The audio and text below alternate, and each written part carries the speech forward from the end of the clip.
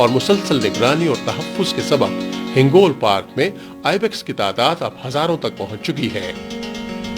نر بکرے کے سینگ تلوار کی صورت لمبے اور اوپر کو مڑے ہوتے ہیں۔ ہنگول کا موسم اور فضا اس کی پرورش کے لیے انتہائی موزوں ہے۔ یہ اکثر و بیشتر ریوڑ کی صورت میں چرتے ہیں۔ سن 1998 سے سن 2004 کی طویل خشک سالی میں ان کی تعداد بہت کم ہو گئی تھی، مگر اس کے بعد ان کی آبادی تیزی سے بڑھنے لگی۔ انسانی آہٹ اور بو پاتے ہی تیزی سے آنکھ سے اوچھل ہونے لگتے ہیں۔ آئیبیکس انتہائی طاقتور جسم اور مضبوط ٹانگوں کے سبب بلند و بالا پہاڑوں پر بہت آسانی سے چڑھتے ہیں۔ ان کی اوسط عمر 12 سال ہوتی ہے۔ عموماً سال میں ایک بچہ دیتا ہے۔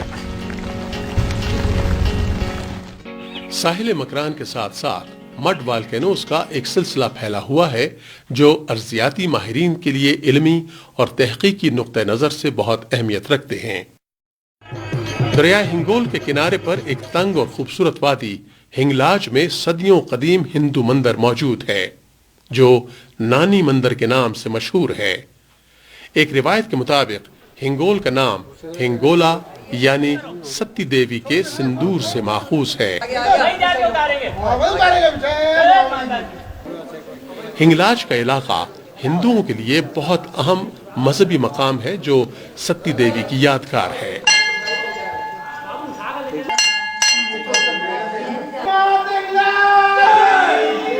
ہنگلاج عام طور پر تمام ہندوؤں کے لیے مگر خصوصیت سے ادشکتی دیوی ماتا فرقے کے لیے بہت اہمیت کی جگہ ہے۔ قیام پاکستان سے قبل راجپوتانے کے بادشاہ یہاں تیرتھ کے لیے آتے۔ اپریل کے مہینے میں خصوصی عبادات یا تیرتھ ہوتا ہے۔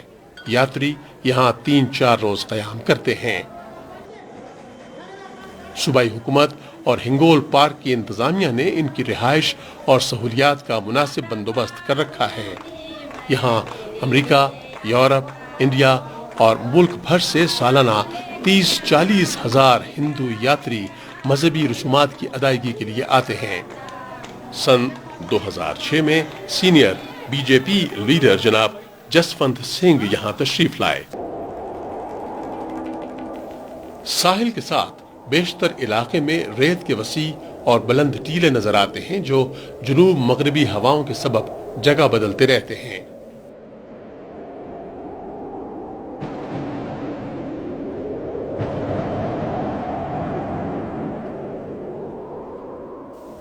ہنگول نیشنل پارک کے خوبصورت رنگوں میں سے ایک ساحل کے ساتھ ساتھ پھیلے ریگستان ہیں جو محض ریتلے ٹیلے ہی نہیں بلکہ زندگی کے بھرپور رنگ لیے ہوئے ہیں۔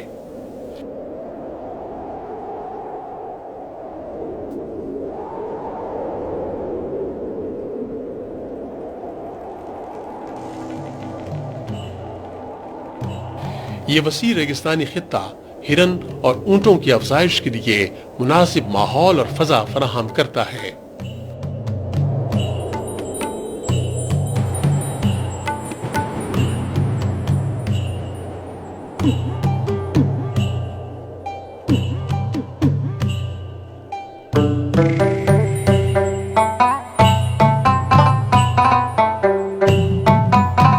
ریگستانی اور میدانی علاقوں میں جگہ جگہ سیلابی پانی سے جھیلیں بنتی ہیں جو صحرا میں پائے جانے والے جانداروں کے لیے سال بھر پینے کا پانی فراہم کرتی ہیں۔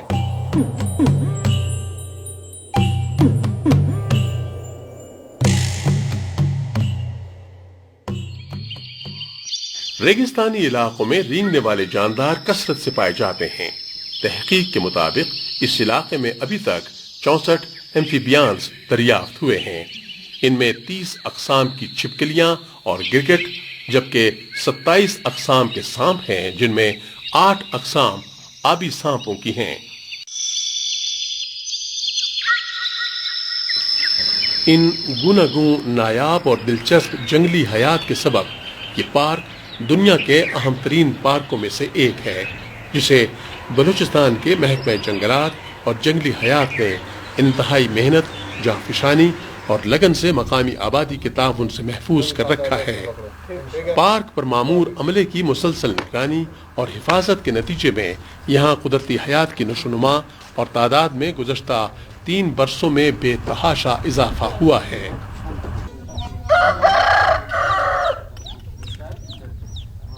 پارک کی حدود اور اطراف میں موجود تقریباً 170 چھوٹے چھوٹے گاؤں اور بستیوں میں آباد 6000 کی آبادی کو ایک مخصوص پالیسی کے تحت پارک کی نگرانی اور تحفظ میں شریک کیا گیا ہے۔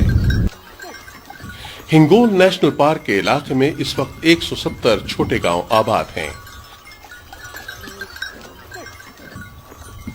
جن میں مقامی بلوچ اور لاسی قبائل آباد ہیں جو جوائنٹ فیملی سسٹم میں رہتے ہیں۔ اوسط خاندان 7 افراد پر مشتمل ہوتا ہے۔ اہم قبائل میں ڈگار زئی، چنال، منگیانی، امرادی، انگاریا اور بزنجو وغیرہ شامل ہیں۔ ان کا روزگار اور ذریعہ معاش ماہی گیری، بھیڑ بکریاں اور چوپائے پالنا اور محدود زراعت ہے۔ چونکہ یہ علاقہ ایک اچھی چراگاہ ہے، اسی لیے زیادہ تر گھرانے مویشی پالتے ہیں۔ ایک اندازے کے مطابق یہاں 20,000 سے زائد مویشی موجود ہیں۔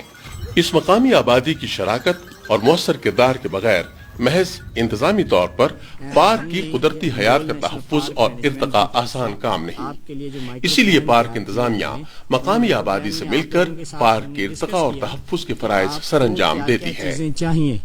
اس سلسلے میں پارک انتظامیہ اور محکمہ جنگلات و جنگلی حیات مقامی افراد کی کئی طرح سے مدد اور رہنمائی کرتی ہے، جن میں روزگار کی فراہمی کے علاوہ تعلیم اور صحت کے امور زیادہ اہم ہیں۔